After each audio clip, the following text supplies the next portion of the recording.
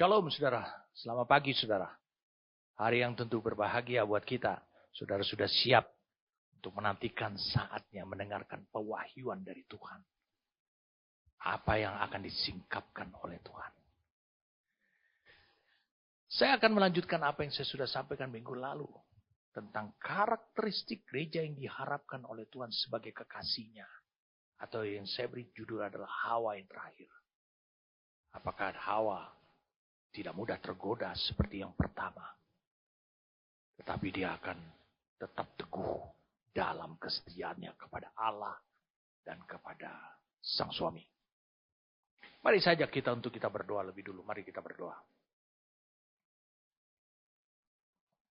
Terima kasih karena Engkau menyingkapkannya buat kami Tuhan.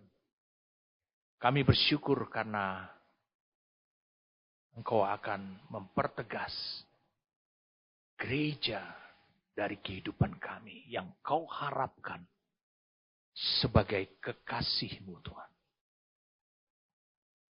Ketika kami masih hidup di dunia ini dan sepanjang umur kami Tuhan.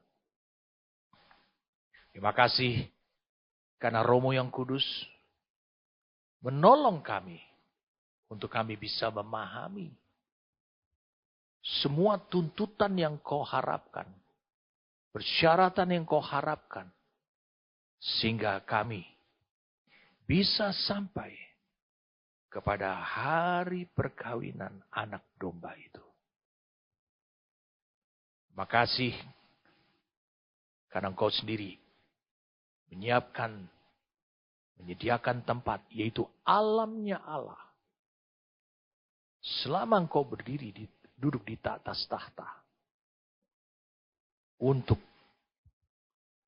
Supaya kami berkehidupan manunggal di alamnya Allah tersebut. Alam yang kekal tersebut. Ketika kami sudah manunggal dengan Kau Tuhan. Makasih karena Engkau menjelaskannya dengan benar. Makasih untuk pertolongan Roh-Mu yang Kudus dan firman-Mu yang Kau lepaskan buat hidup kami. Terima kasih Bapa. Dan sekarang kami siap untuk mendengarkannya. Berfirmanlah kepada kami tanpa batas. Terima kasih dalam nama Tuhan Yesus. Amin. Sekarang kembali kita buka. Gereja yang diharapkan oleh Tuhan. Sebagai kekasihnya. Atau kita beri judul adalah gereja seperti Hawa yang terakhir.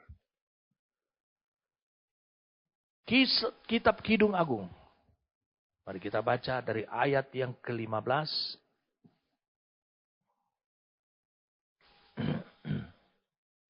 Lihat cantik engkau manisku, sungguh cantik engkau bagaikan merpati matamu. Lihatlah tampan engkau kekasihku, sungguh menarik sungguh sejuk pertiduran kita. Dari kayu aras, balok-balok rumah kita, dari kayu eru, papan dinding-dinding kita. Saudara lihat di sini. Mulai dari ayat 15. Di sini kita menemukan bahwa sang gembala kekasihnya itu datang menemui. Dan mereka bersaut-sautan. Mungkin mereka bersaut-sautan sampai pasal 2. Mari kita lihat. Bunga mawar dari Sharon aku. Bunga bakung di lembah-lembah. Kemudian ayat 2. Seperti bunga bakung di antara duri-duri. Demikianlah manisku di antara gadis-gadis. Wah, kita bahas lebih dulu. Ayat yang ke-15. Kidung 1. Lihat cantik. Ini adalah saut-sautan.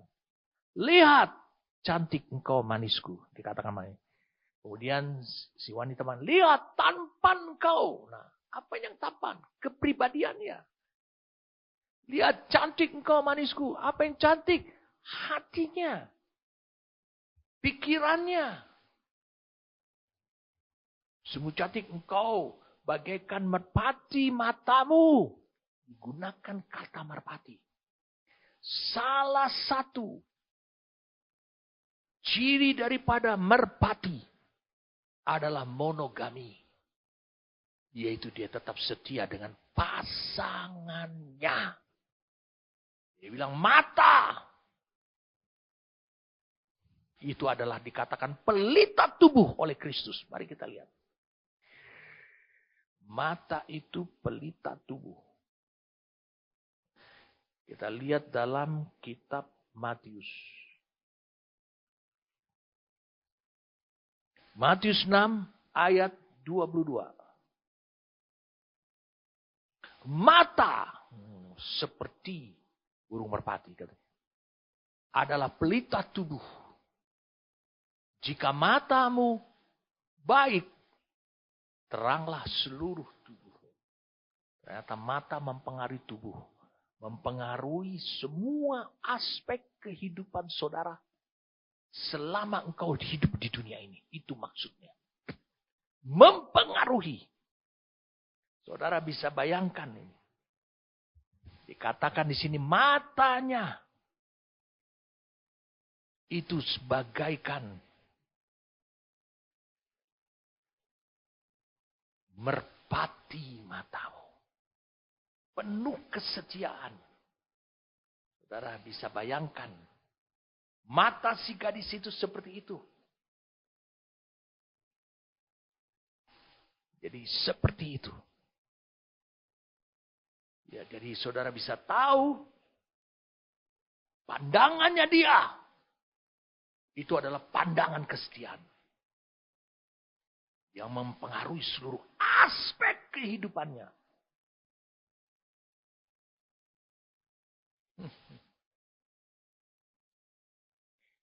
Wow, ini luar biasa saudara. Saudara bisa menemukan ini yang diharapkan Tuhan. Gereja yang diharapkan Tuhan. Akan selalu mendasari langkah hidupnya.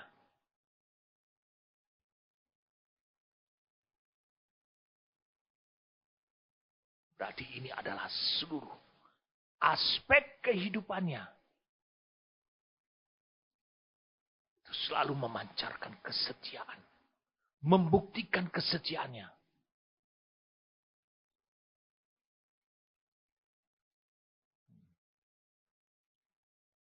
Jadi si gadis ini akan terus. Akan tetap setia kepada sang kekasih. Seperti merpati. Katakan merpati. Yang monogami.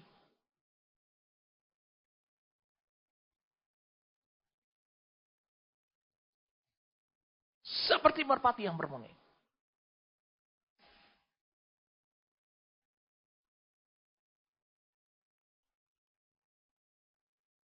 Di dalam seluruh aspek kehidupan.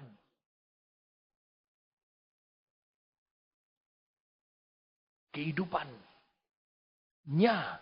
selama dia masih hidup. Itu maksudnya Tuhan.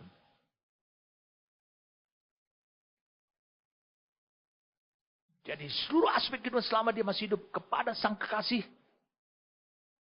Dia akan tetap setia.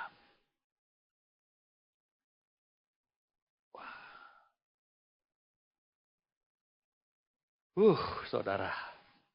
Ini luar biasa ini saudara.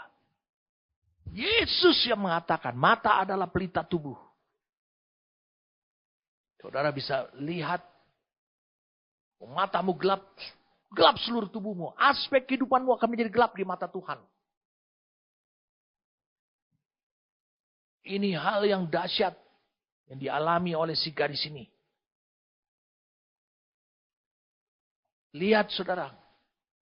Apa yang dimaksudkan oleh si gadis ini. Dia katakan lagi kepada kekasihnya itu. Dia bilang, lihatlah tampan engkau, kekasihku. Sungguh menarik, sungguh sejuk. Petiduran kita. Ini menunjukkan kepada dia. Tentang petiduran tempat mereka tidur nanti sebagai suami istri untuk mewujudkan hubungan mereka menjadi hubungan yang final, yang paling tertinggi.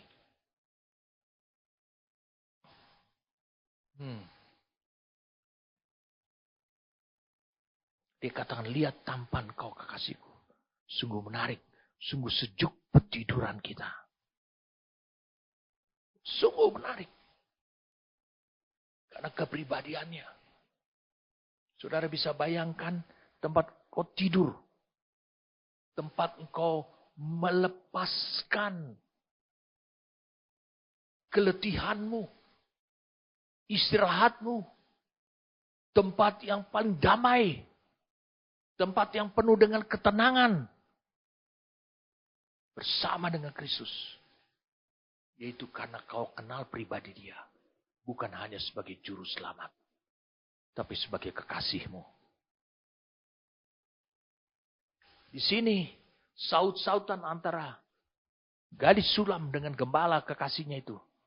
Dan tanggapan Raja Salomo juga. Saudara lihat di pasal 2 tadi ada tanggapan.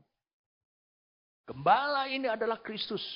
Pribadinya sangat mempesona, maka dikatakan tampan. Lalu kemudian saudara bisa lihat sang kekasihku. Siapa namanya? Si Kristus memuji. Ataupun sang kekasih gembala ini memuji. Lihat cantik engkau manisku. Sungguh cantik engkau bagaikan merpati matamu. Kristus memuji kekudusan hidupmu. Ingat Tuhan yang melakukan ini. Itu yang diharapkan oleh dia. Bukan hanya engkau saja yang mengakui. Tapi Tuhan menilainya. Sungguh engkau cantik, kudus, setia.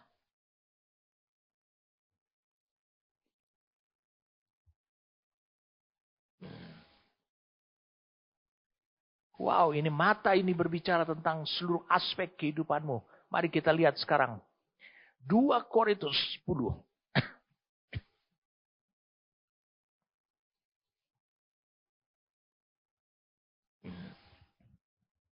Ayat 3. Ini bicara mata. Mata itu adalah aspek untuk kehidupan. Itu mata. Bagaimana pandanganmu? Karena dia akan menghasilkan semua perbuatanmu. 2 Korintus 10 ayat yang ketiga.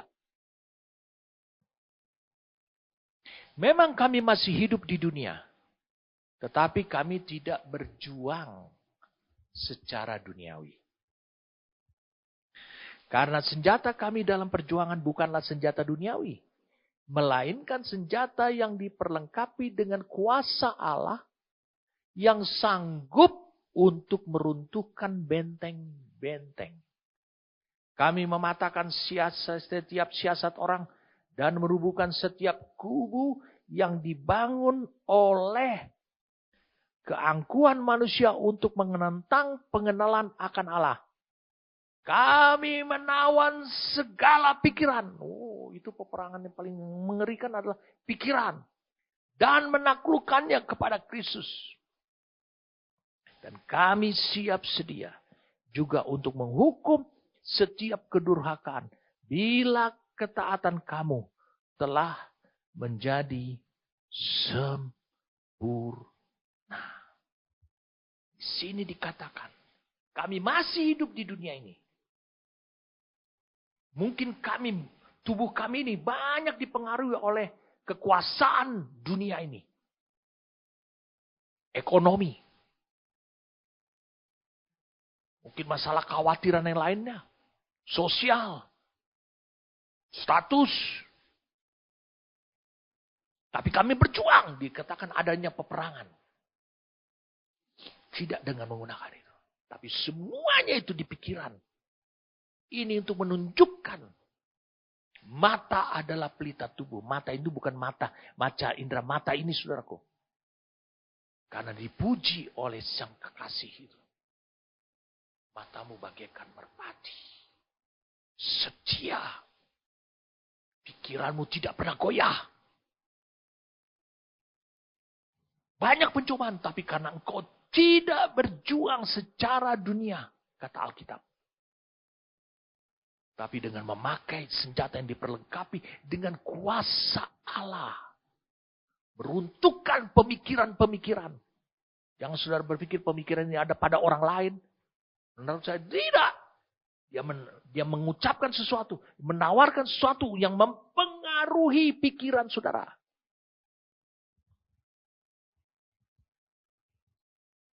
Saudara harus memiliki pemikiran bahwa saudara kenal Allah saudara. Saudara kenal kekasih saudara, itu maksudnya di ayat yang kelima, 2 Korintus 10 ayat 5. Saudara kenal Allah saudara. Saudara tahu, saudara harus hancurkan yang menentang. Seolah-olah engkau tidak kenal Allahmu. Dia tetap setia.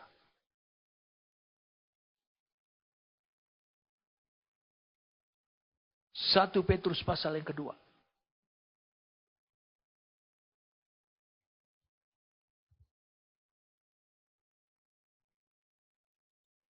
Saudara-saudaraku yang kekasih, aku menasihati kamu supaya sebagai pendatang dan perantau. Wow. Kamu menjauhkan diri dari keinginan-keinginan daging yang berjuang melawan jiwa. Jiwa ini digunakan kata pesuhe. Jadi saudara harus bisa tahu ini kata pesuhe. Itu gunakan kata jiwa. Menggunakan kata jiwa.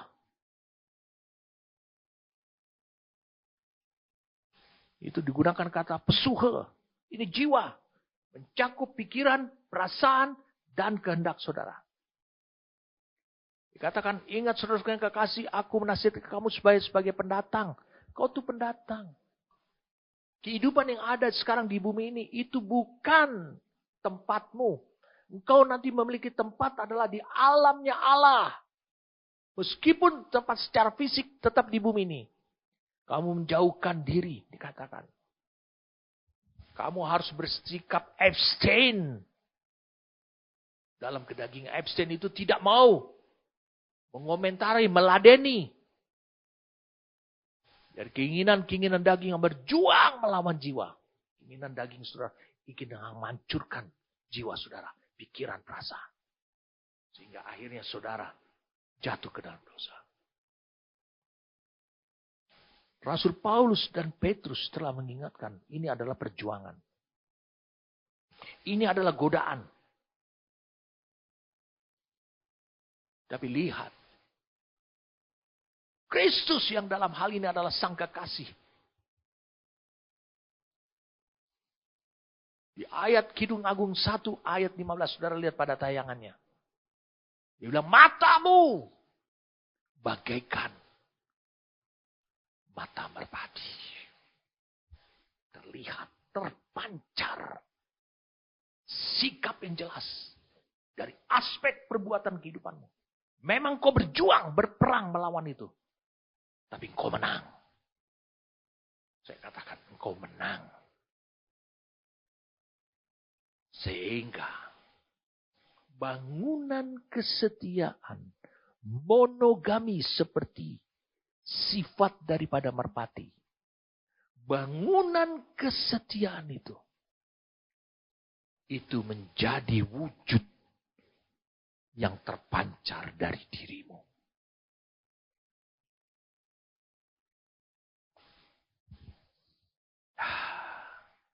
Wow, luar biasa ini saudara. Gereja yang diharapkan oleh Tuhan yang ditinggalkannya di muka bumi ini. Ketika Kristus ada di tahtanya. Ternyata itu adalah gereja yang dia lihat dengan sungguh cantik kok. Kristus selalu memandang saudara. Bahwa saudara itu cantik. Mata saudara itu bagaikan merpati.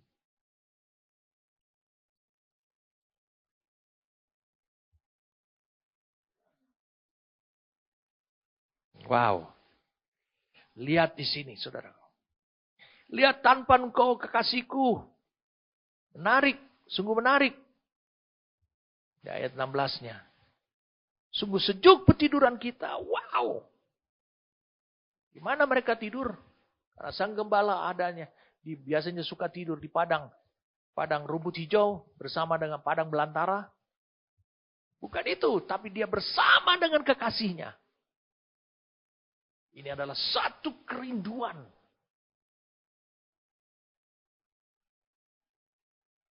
Untuk bisa mencapai titik suami istri.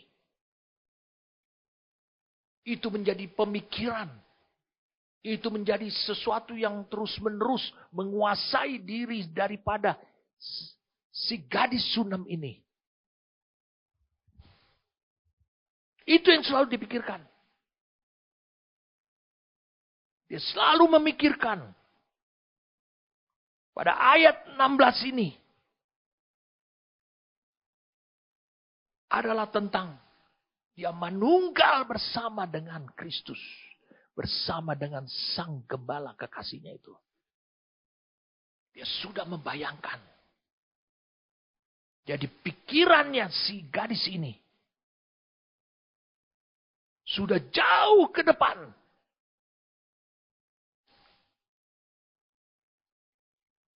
Sudah jauh ke depan. Tertancap. Kepada hari perkawinan. Di mana dia tidur bersama-sama dengan sang kekasihnya.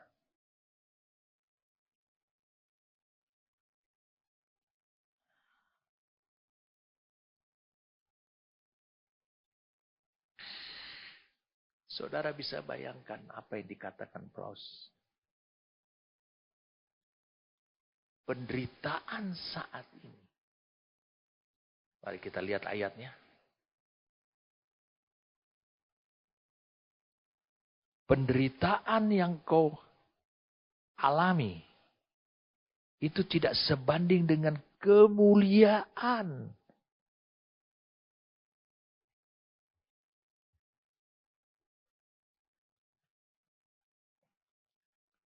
Di 2 Korintus 4 ayat 17.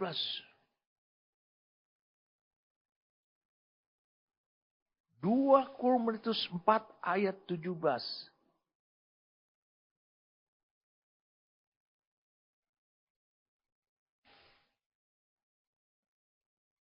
Jadi ini adalah kebahagiaan yang akan dialami. Yang akan dialami nanti. Mari kita lihat sama-sama.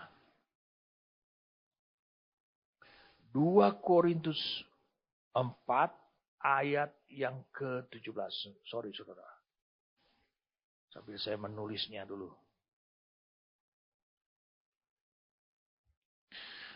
Sebab itu kami tidak tawar hati. Tetapi meskipun manusia lahir kami, ayat 16-nya. Semakin merosot namun manusia batinnya kami diperbarui dari hari ke hari. Sebab penderitaan ringan. Nah ini. Saudara bisa bayangkan. Penderitaan ringan.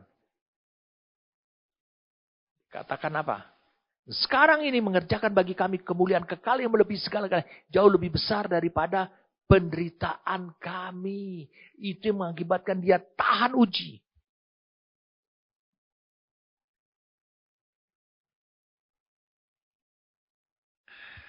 Oh, luar biasa.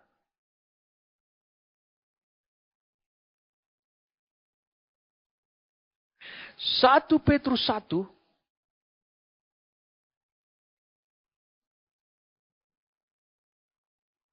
ayat 11.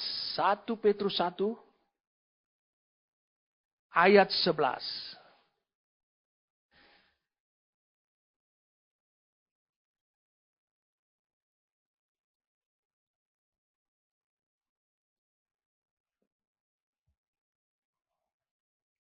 Dan mereka meneliti saat yang mana dan yang bagaimana yang dimaksudkan Roh Kudus, Roh Kristus yang ada di dalam mereka. Yaitu roh yang sebelumnya memberi kesaksian tentang segala penderitaan yang akan menimpa Kristus. Dan tentang segala kemuliaan yang menyusul sesudah itu. Penderitaan dulu, baru kemuliaan yang menyusul sesudah itu. Itu tidak sebanding.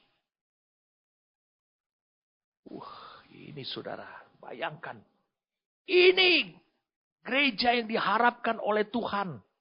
Saya ulangi, ini gereja yang diharapkan oleh Tuhan. Lihat tanpa engkau kekasihku, sungguh menarik, sungguh sejuk petiduran kita. Dia melihat jauh ke depan sana. Dia melihat saatnya dia berbahagia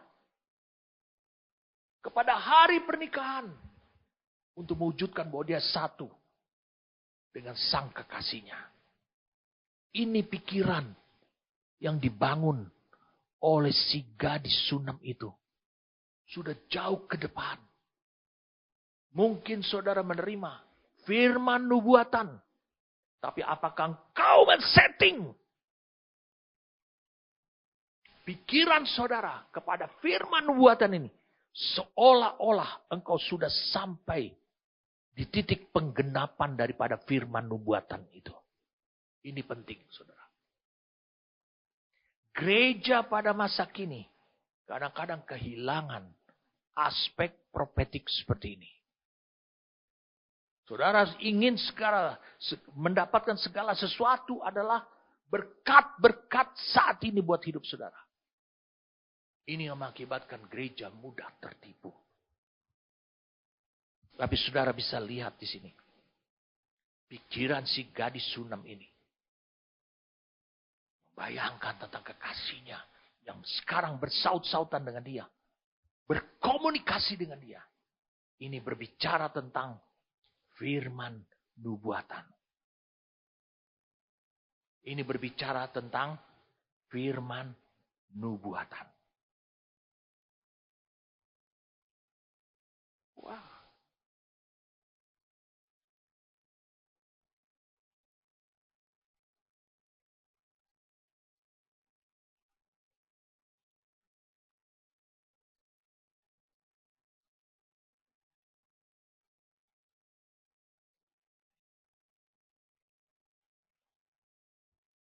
Dia sangat dikuatkan. Saudara mau tahu bagaimana saudara mempercayai firman nubuatan? Saudara tahu bagaimana? Hanya Roh Kudus yang saudara butuhkan untuk saudara hidup intim. Supaya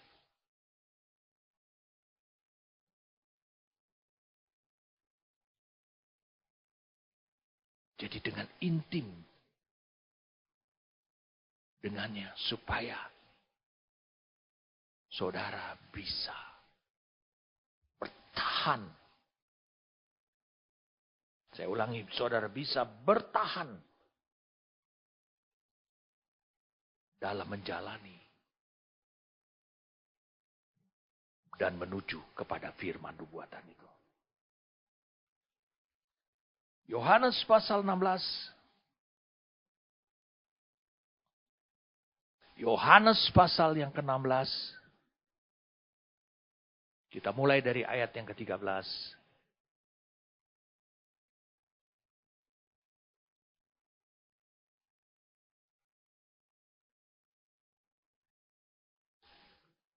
Tetapi apabila ia datang yaitu Roh kebenaran, ia akan memimpin kamu ke dalam seluruh kebenaran. Sebab ia tidak berkata-kata dari dirinya sendiri. Tetapi segala sesuatu yang didengarnya, itulah yang akan dikatakannya. Dan ia akan memberitahukan kepadamu hal-hal yang akan datang. Kalau engkau intim dengan Roh Kudus, maka Roh Kudus itu akan meneguhkan saudara dalam kesetiaan.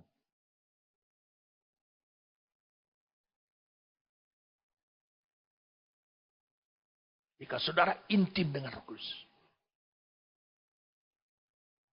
Intim dengan Roh Kudus.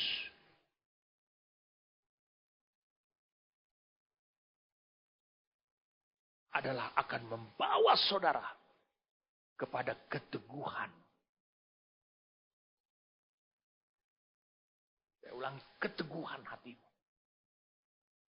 kepada Kristus untuk tetap setia. Itu maksudnya.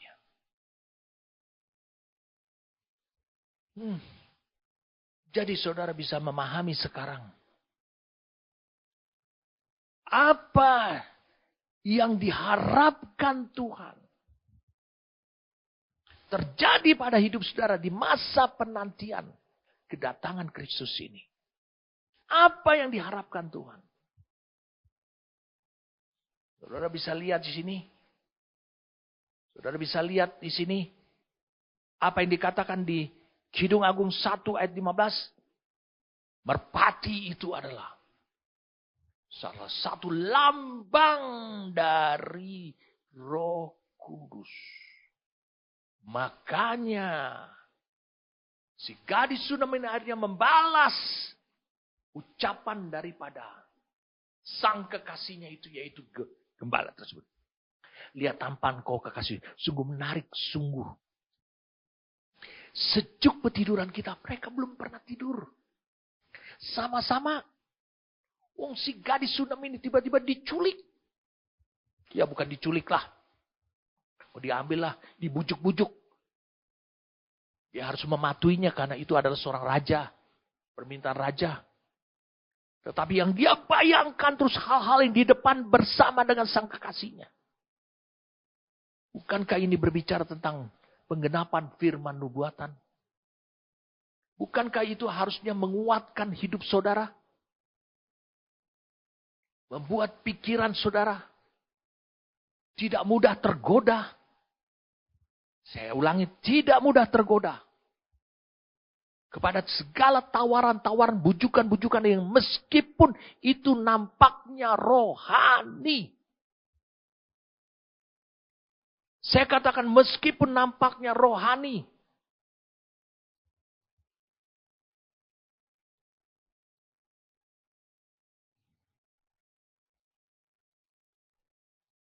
Wah, betulkah dia sampai kepada hal yang depan? Ya, Roh Kudus akan memberitakan kepadamu hal-hal yang depan. Dan dia tidak akan berdusta. Saya katakan dia tidak pernah berdusta. Mengapa? Karena dia akan menyatakan, menyingkapkan, memberitahukan apa yang akan terjadi hidupmu dengan Kristus di hari-hari yang akan datang. Jadi saudara lihat di sini. Kekasihku. Lihat cantik engkau manisku. Sungguh cantik engkau bagaikan merpati matamu. Ini aspek Roh Kudusnya ada. Sekian. Lalu lihat tanpa engkau kekasih sungguh menarik. Sungguh sejuk petiduran kita. Dia bicara tentang hal yang akan datang. Itu yang membuat dia bergairah. Dan bagi dia, tidak peduli itu lama. Terasa itu singkat.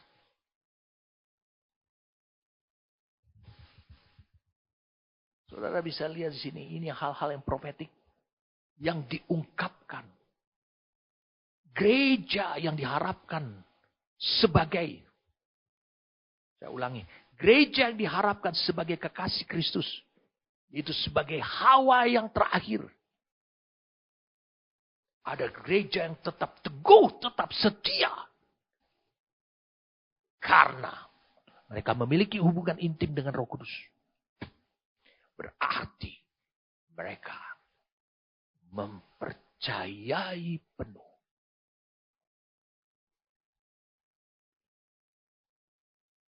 firman nubuatan. Bahkan firman nubuatan itu menjadi kekuatan yang menguatkan pikiran, perasaan, jiwa mereka. Menguatkan batin mereka. Dia tidak berbohong. Dan itu akan segera terjadi.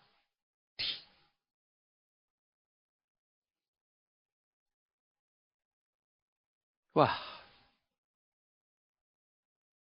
Ini luar biasa, saudara.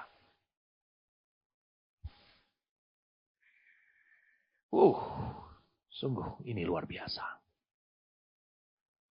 Kita baru satu pasal, belum selesai semua.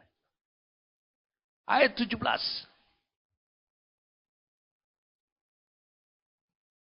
Kita mulai ayat 17.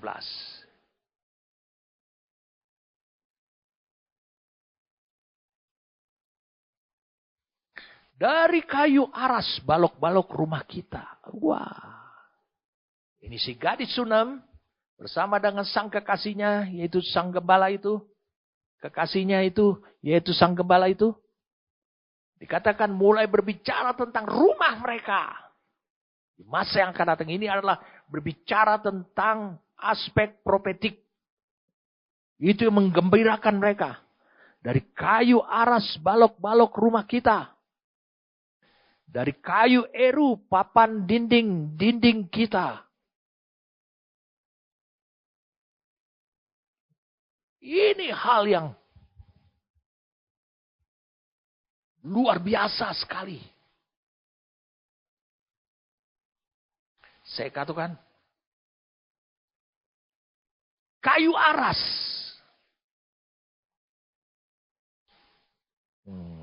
Saudara harus bisa paham nih kayu aras. Kayu aras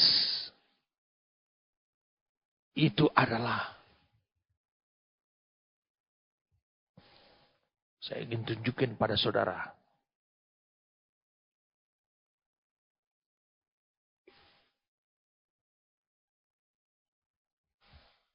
Lihat. Istana Daud. Atau rumah Daud.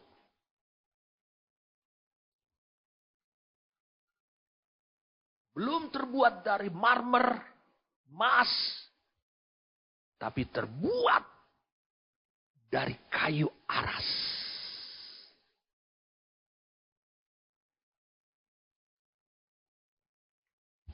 Kalau kau baca dalam 2 Samuel pasal 7 ayat yang kedua. Lihat sini. Ayat 1. Ketika raja telah menetap di rumahnya. Dan Tuhan telah mengaruniakan keamanan kepadanya. Terhadap semua musuhnya di sekelilingnya. Berkatalah raja kepada Nabi Nathan. Lihatlah aku ini diam dalam rumah. Dari kayu aras. Padahal tabut Allah. Diam di bawah tenda. Lalu berkatalah Nathan kepada raja. Baiklah, lakukanlah segala sesuatu yang dikandung hatimu, Daud. Sebab Tuhan menyertai engkau. Tetapi pada malam itu juga datanglah firman Tuhan kepada Nathan. Demikian. Pergilah, katakanlah kepada Daud. Kepada hambaku Daud. Beginilah firman Tuhan. Ini kata Tuhan. Sampaikan, omongkan tentang rencana, niatan hati Daud itu. Masakan engkau yang mendirikan rumah bagiku untuk diami? Kemudian Tuhan bilang, aku tidak pernah diam dalam rumah sejak aku menuntun orang Israel dari Mesir sampai hari ini. Tetapi aku selalu mengembara dalam kemah sebagai kediaman. Selama aku mengembara bersama-sama seluruh orang Israel. Mulai dari Mesir sampai ke tanah Kanaan. Pernahkah aku mengucap firman kepada salah seorang hakim, orang Israel yang kuperintahkan, menggembalakan umatku Israel demikian. Mengapa kamu tidak mendirikan bagiku rumah dari kayu aras?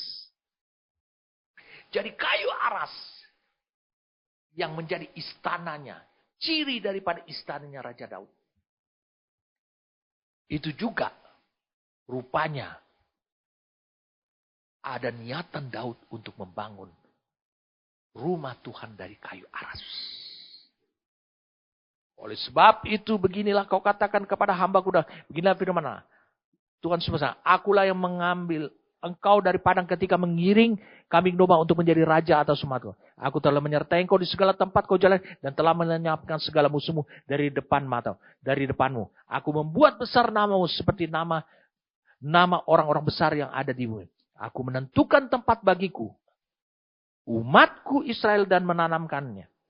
Sehingga ia dapat diam di tempatnya sendiri. Dengan tidak lagi dikejutan dan tidak pula ditindas oleh orang-orang lalim seperti dahulu.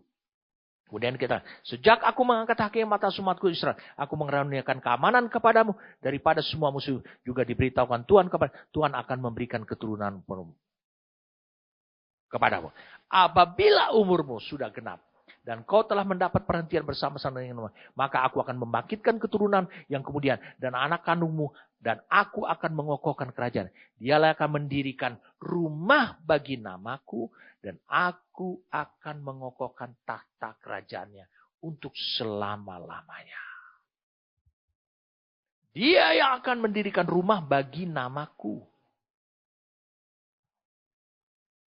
Bukan bagi Tuhan. Daud kan berikhtiar untuk membangun rumah Tuhan itu dari kayu aras seperti dia. Saudara bisa lihat di ayat 2. Dia diam dalam rumah kayu aras. Lalu Tuhan bertanya, mengapa kamu ingin tidak mendirikan bagiku rumah dari kayu aras? Bukankah aku gak pernah ngomong kayak gitu? Kok kata Tuhan?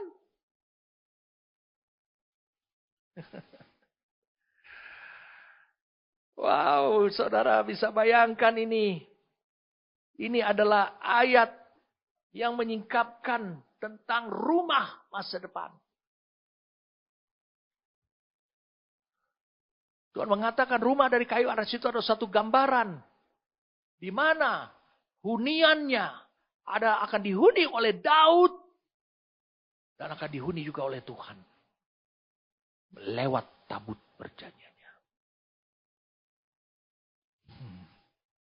Jadi ini kayu aras adalah bahan pokok untuk membangun rumah Tuhan dan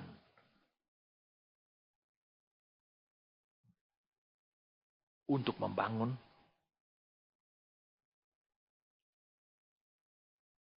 rumah Tuhan dan rumah Daud.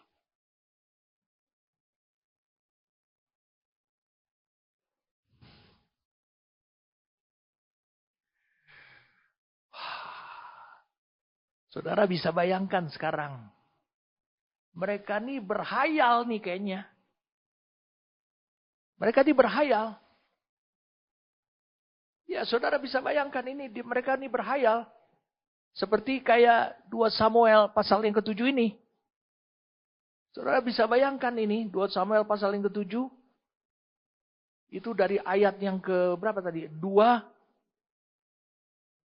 Ya, ayat yang kedua. Kemudian ayat yang ke-7 tadi. Ya.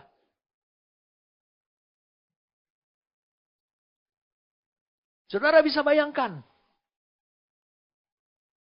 Ini yang kedua-duanya. Gadis Sunam. Dan juga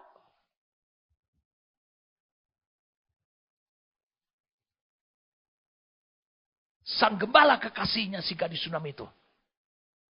Memikirkan tentang satu kehidupan. Bukankah ini yang saya katakan? Itu adalah alamnya Allah. Yang bisa diakses dari manusia di bumi ini. Kayu aras itu. Itu adalah lambang. Bahan pokok. Pencirian.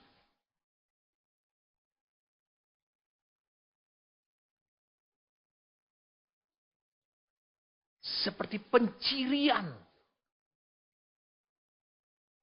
Dari rumahnya atau istananya Raja Daud, ayahnya Salomo. Bukannya Salomo.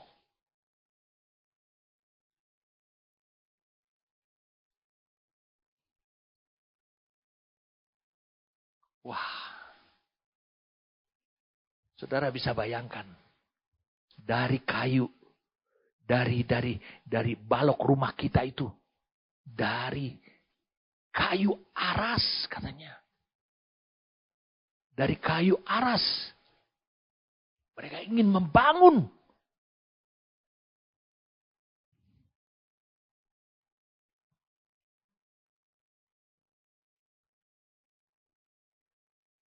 Saudara tahu. Kayu eru. Ini hanya satu-satunya yang disebutkan itu adalah di Kidung Agung 1 ayat 17.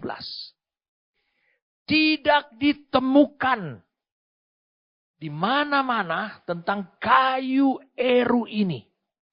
Tidak ada hal-hal yang mendukung tentang kayu eru ini. Atau fir.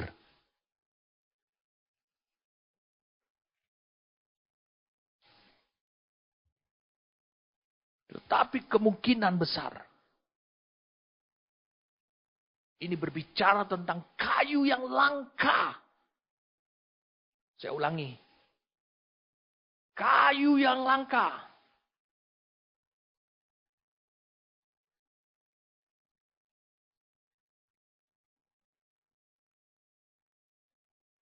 Sebagai papan. Untuk membangun rumah mereka. Ini berbicara tentang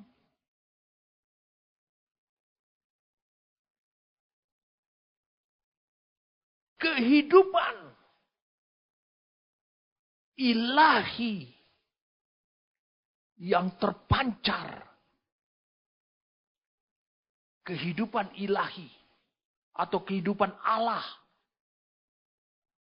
Ilahi Allah yang terpancar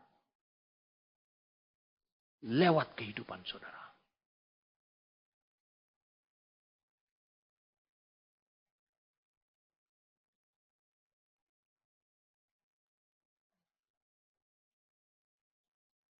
Jadi dari dalam kehidupan saudara.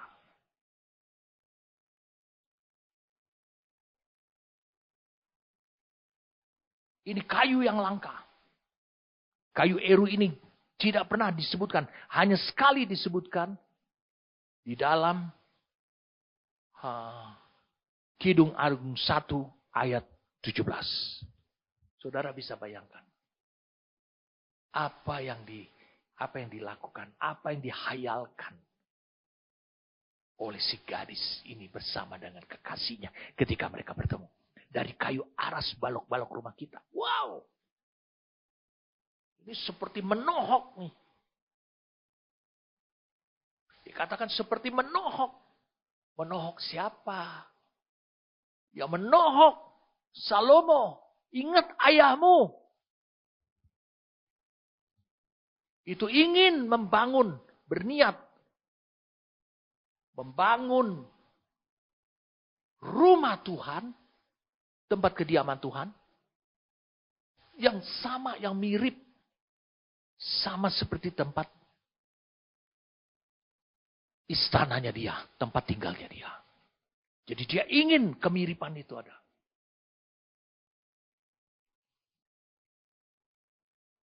Saudara bisa bayangkan sekarang. Apa yang Tuhan kehendaki. Dari keadaan seperti ini. Dari ungkapan seperti ini. Sekarang dua-duanya mengungkapkan kesepakatannya. Dari kayu aras balok rumah kita.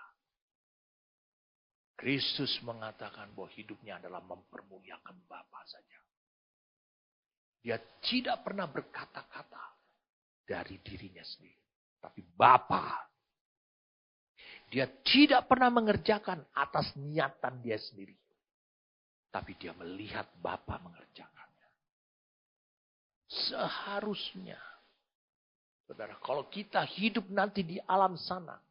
Kita harus dipersiapkan lebih dulu. Supaya kita memiliki ciri yang sama. Antara rumah Tuhan dan rumah tempat kediaman kita bersama dengan Kristus. Bagaimana cirinya itu? Yaitu kayu aras. Yaitu kayu eru. Itu ciri. Sesuatu yang langka. Sesuatu yang pernah didiami oleh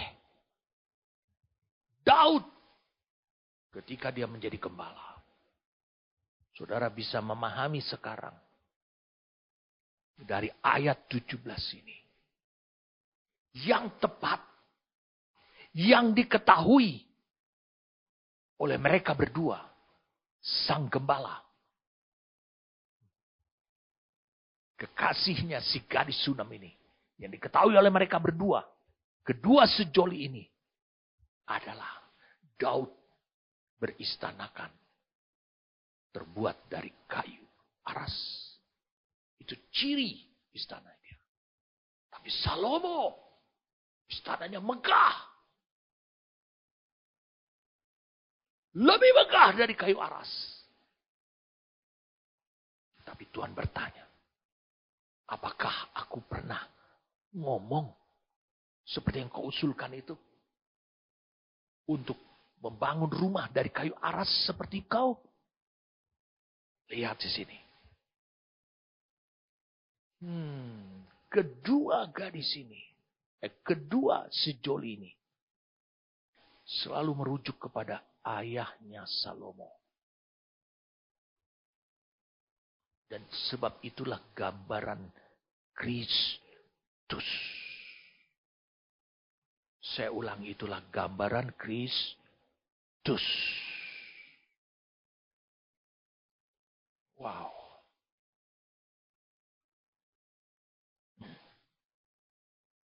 Ini hal yang penting untuk saudara pahami sekarang.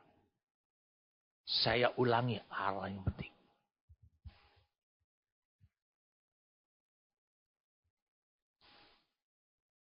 Saya ingin supaya saudara melihat firman Tuhan.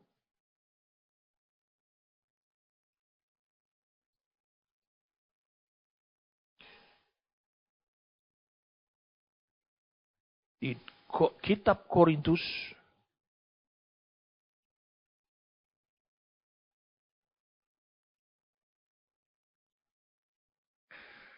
mari kita lihat saudaraku.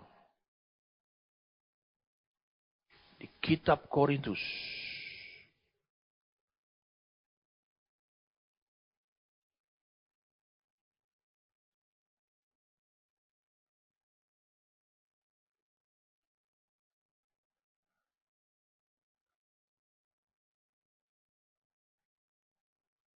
sebentar saudara.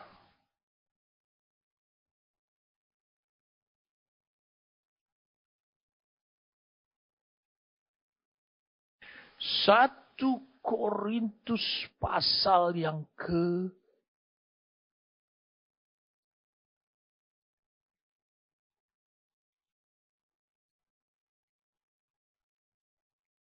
1 Korintus 4 ayat yang ke-15. 1 Korintus 4 ayat 15. Sebab sekalipun kamu mempunyai beribu-ribu pendidik dalam Kristus, kamu tidak mempunyai banyak bapa. Karena akulah yang dalam Kristus Yesus telah menjadi bapamu oleh Injil yang kuberitakan kepadamu. Sebab itu aku menasihatkan kamu. Aku memohon dengan sangat, itu bukan karena digunakan kata besi. Kamu dikatakan adalah turutilah teladanku. Jadi diminta turutilah teladanku. Ya kan?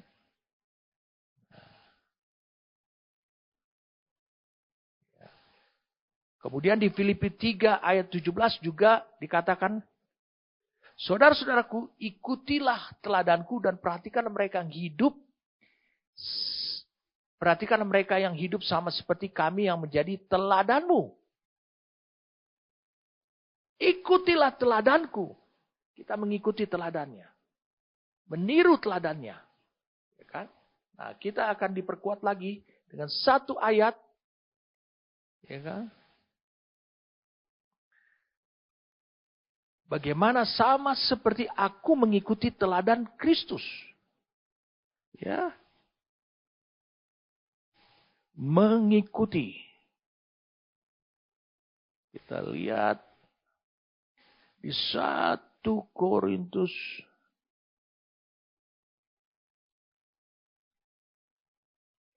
Tadi 1 Korintus, sorry saudara.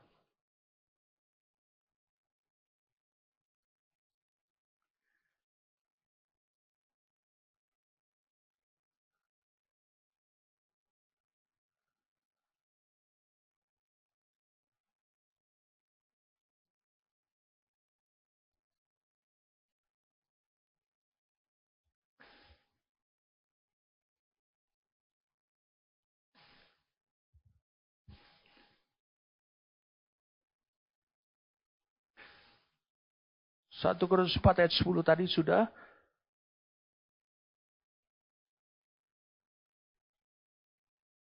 Kita akan lihat, saya akan coba tolong saudara ya untuk lihat ayatnya.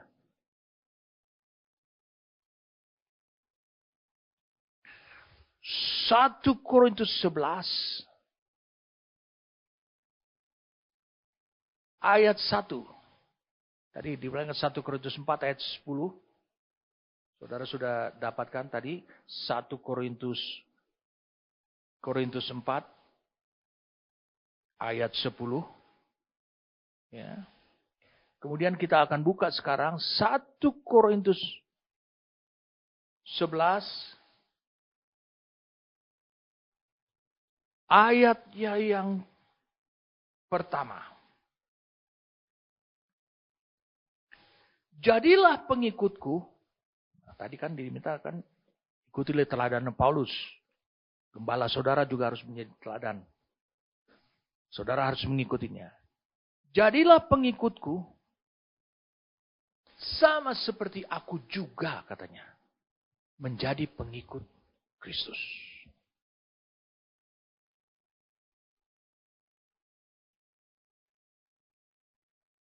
Saudara bisa lihat siapa yang ditiru.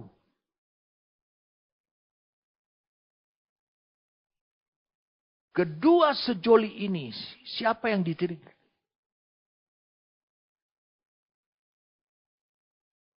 Meniru Daud ayahnya.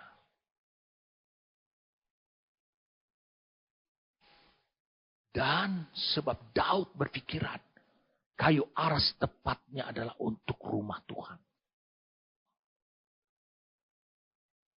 Daud ayahnya Salomo. Itu yang dia tiru.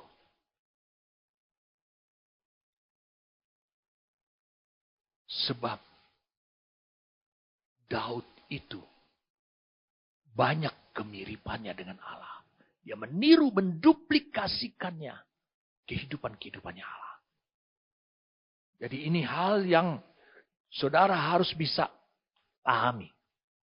Saudara ikuti teladan daripada gembala saudara, pemimpin saudara. Mengapa? Karena dengan demikian engkau meniru kehidupan yang sama yang ditiru oleh pemimpinmu itu dari Tuhan.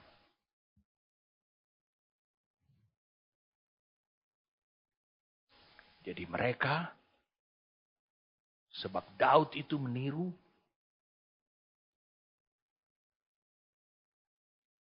menduplikasikan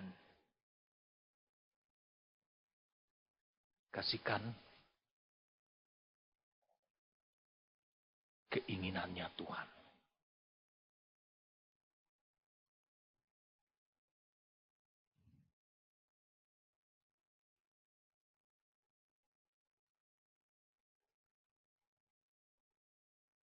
Wow. Luar biasa ya saudara. Ternyata dalam sekali. Apa yang Tuhan mau singkapkan, apa yang Tuhan mau harapkan dari hidupnya saudara ini. Lihat dia, mereka sudah mulai berpikir dari kayu aras balok-balok rumah kita. Dari kayu eru papan-papan dinding rumah kita. Dia berpikir tentang kehidupan nanti. Wah, ini dahsyat sekali. Mereka sudah melihat jauh ke depan. Jadi mereka tidak pernah bisa dilunturkan kasih mereka, kesetiaan mereka. Begitulah dengan hidup saudara. Kedua sejoli ini meniru Daud. Ayahnya siapa? Ayahnya Salomo. Sebab Daud, dia ketahui, menduplikasikan keinginannya Tuhan. Tepat sekali. Saudara bisa bayangkan ini. Suatu penolakan yang halus. Terhadap cintanya Salomo kepada wanita Sunam ini. Dia bisa berdiplomasi si wanita Sunam ini. Bersama dengan kekasihnya, yaitu sang gembala tersebut. Untuk menolak cintanya itu. Wah, ini dahsyat ini saudara. Karena saudara harus hidup seperti ini. Dalam kesetiaan seperti ini. Tidak tergoyahkan. Saya ulangi, tidak tergoyahkan. Minggu depan saya akan lanjutkan ini lagi. Saudara bisa lihat di sini.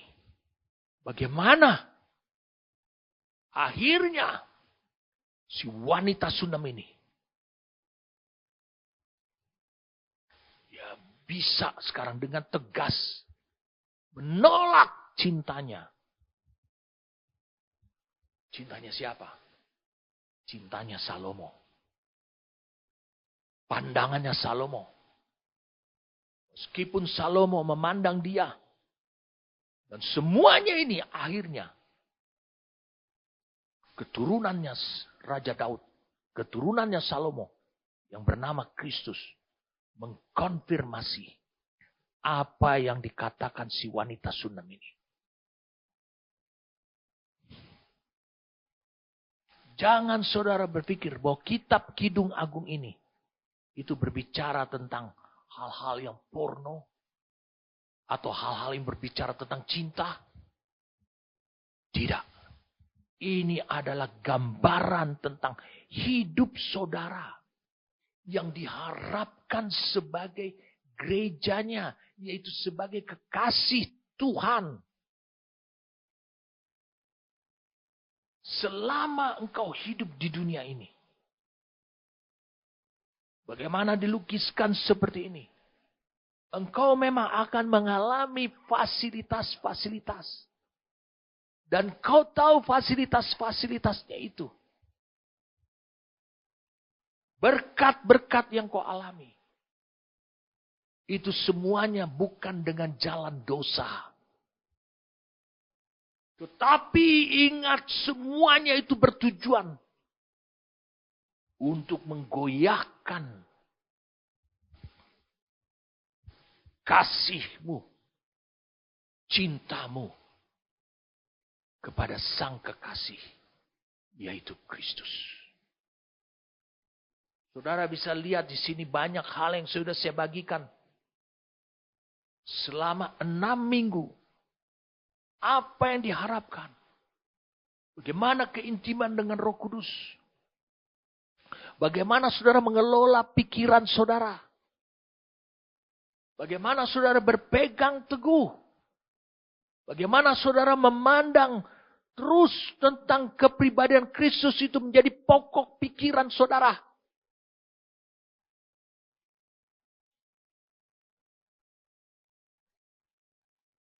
Semuanya itu. Saya ulangi sekali lagi. Semuanya itu.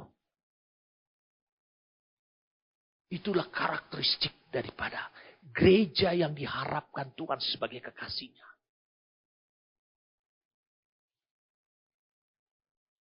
Dia adalah gembala. Gembala yang agung. Kau bukan hanya domba-domba. Tapi dia ingin. Engkau sebagai kekasihnya. Itu bukan hanya mengalami pelayanan dari sang gembala. Kalau itu yang kau harapkan, maka sebenarnya engkau itu tidak lebih daripada domba-domba Tuhan. Tapi lebih naik lagi ke level yang lebih tinggi lagi. Yaitu saudara adalah kekasihnya. Saudara tahu bahwa dia telah memilih saudara. Lalu kemudian dia memilih saudara. Saudara adalah istri tunangannya Kristus. Itu jelas. Lalu dia memberikan pemberian-pemberian. Sebelum dia pergi. Sesudah itu dia pergi. Untuk menjadi penguat. Dan pemberian-pemberian itu sudah diuraikan tadi. Dalam kitab Kidung Agung pasal yang pertama ini. Roh Kudus. Firman. 5 jawatan. Dan para pemimpin yang memimpin hidup saudara.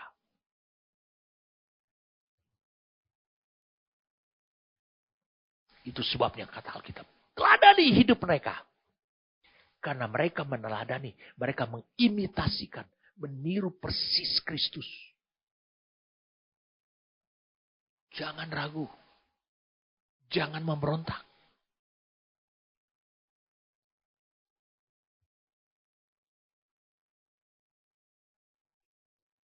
Saudara bisa bayangkan ini.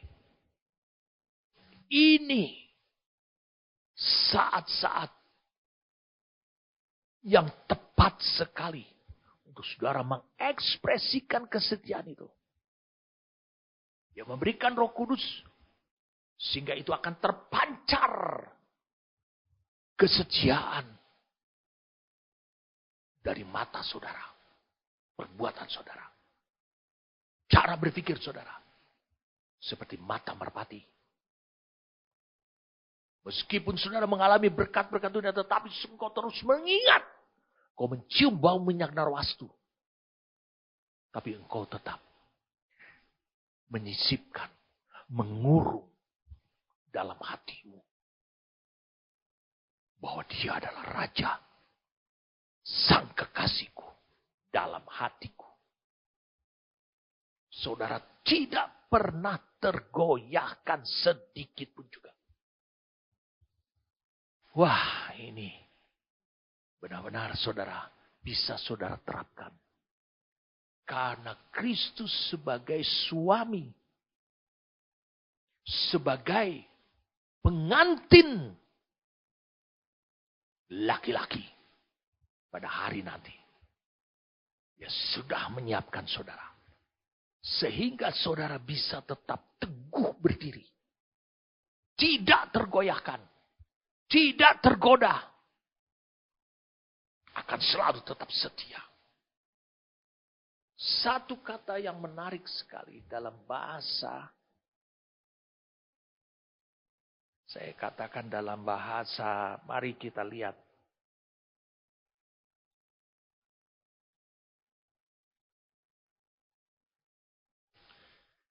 Dalam bahasa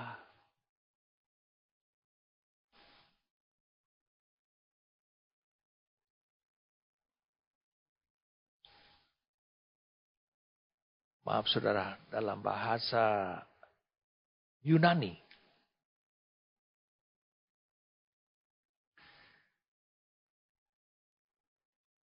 Dalam bahasa Yunani, kata iman. Ya, saya ulangi kata iman. Ya. Kata iman. Saya ulangi. Dalam bahasa Ibrani. Ya. Itu digunakan kata pistis. Kata pistis.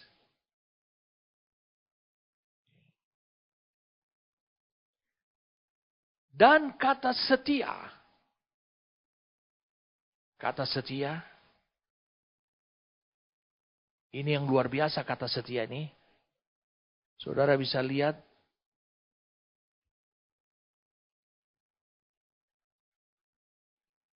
Itu juga digunakan kata. Adalah kata pistis.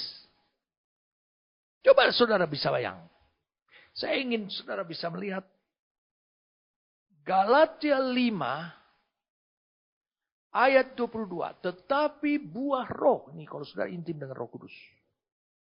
Itu yang dialami oleh gereja di dalam Kidung Agung 1 ayat 15 sampai 17 tadi.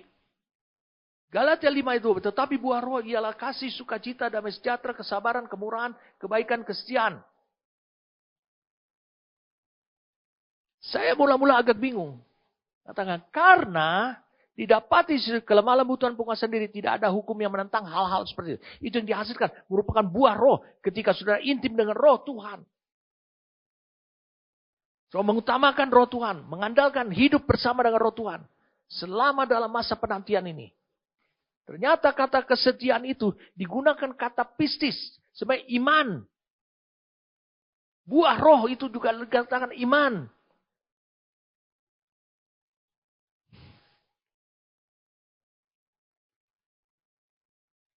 Dia gunakan kata iman. Jadi kesetiaan itu adalah sangat identik kali dengan iman. Identitasnya sama. Jadi kesetiaan memiliki identitas yang sama dengan iman.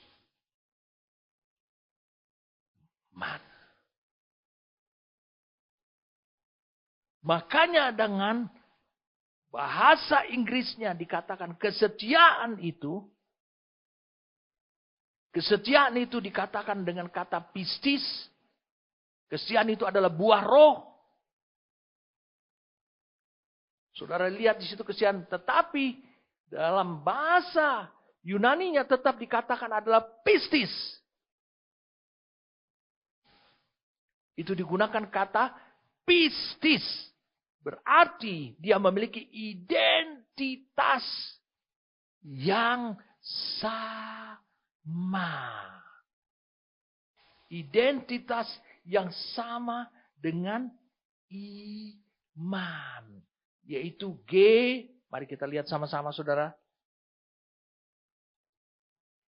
Kita lihat sama-sama. G4102. Pistis. G4102. G4102.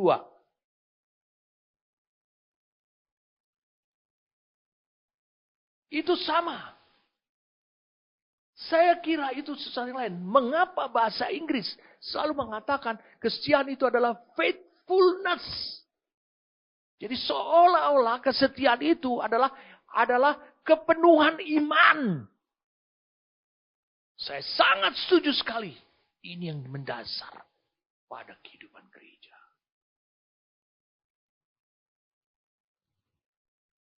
Ketika Kristus mengatakan, hendaklah engkau setia. Hendaklah engkau setia. Maka sebenarnya saudara bisa setia. Saudara bisa mengalami setia. Saudara bisa hidup dengan setia. Mengapa? Karena dia berikan firman rema yang bisa membangkitkan iman. Pemberian Allah yang akan membuat saudara teguh berdiri, tetap setia. Seperti wanita Sunam ini, gadis Sunam ini, bersama dengan sang kekasihnya itu. Amin. Oh, terima kasih Tuhan, Kau menyingkapkan hal ini dengan benar. Terima kasih Engkau menuntut gerejamu memiliki karakteristik seperti ini Tuhan. Kesetiaan terpancar dalam kehidupan. Yaitu identitasnya iman. Kami berterima kasih. Hamba-Mu bersyukur. Dan kiranya ini terimpartasi dan kuat. Memegang teguh keyakinan ini Tuhan. Itu yang diharapkan oleh Engkau. Mungkin bukan itu yang dituntut oleh Engkau, tetapi ini diharapkan oleh Engkau. Dari hidup kami sebagai gereja kekasih-Mu Tuhan. Terima kasih Tuhan untuk pewahyuan ini. Terima kasih Tuhan untuk penyingkapan ini. Terima kasih untuk anugerah-Mu ini. Sehingga kami tahu kami bisa berdiri teguh dalam kesetiaan. Faithfulness. Kepenuhan iman. Kami bisa berdiri teguh. Tidak tergoyahkan. sebagai gereja di mana Engkau akan datang kembali lagi. Sehingga kami akan memasuki rumah Bapa, alamnya Allah di bumi ini. Terima kasih Tuhan untuk firman-Mu. Terima kasih untuk pekerjaan Roh yang Kudus. Demi nama Tuhan kami Yesus Kristus. Amin.